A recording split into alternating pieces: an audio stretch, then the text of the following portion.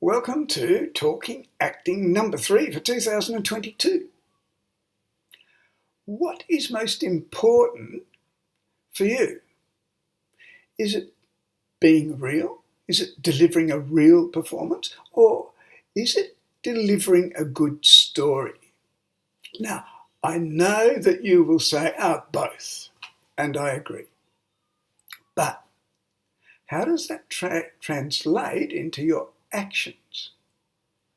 What do you actually end up achieving? Because I went to see a play a couple of years ago or so, and to start with, I was going, wow, these people are terrific. This is a really believable, real performance. They were so good.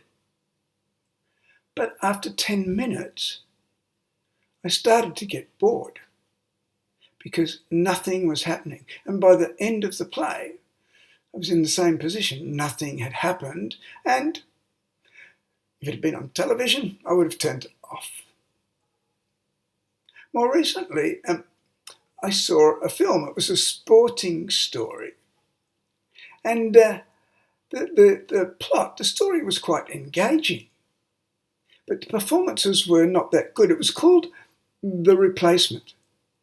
And Gene Hackman was in it. And of course, Gene Hackman has never given a bad performance. But the rest of the cast were... But I stayed. I stayed because the story plot held my interest enough. And although I wasn't particularly moved by the end, I was still there at the end. So has it occurred to you that in fact telling the story might be more important than just being real? It's maybe because it's so easy to slip off that being real component, that we're so preoccupied with it, and that it overtakes the focus of our work. A recent example in the class was an actor decided that they wanted to create an active, energized sort of character that responded spontaneously.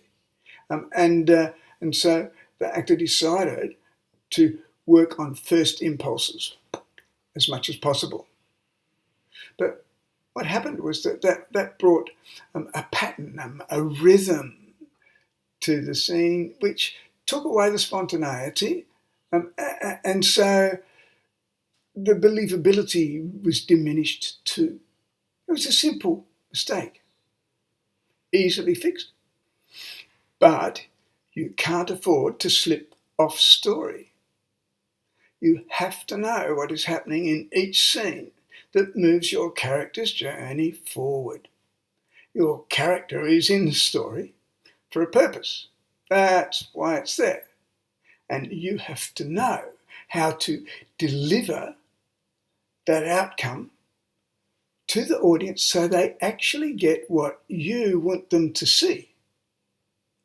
It's all very well to be feeling what the character is feeling and knowing what the character is thinking, but that's entirely meaningless if the audience doesn't get the nitty-gritty of what is actually unfolding and what that has to do with the story.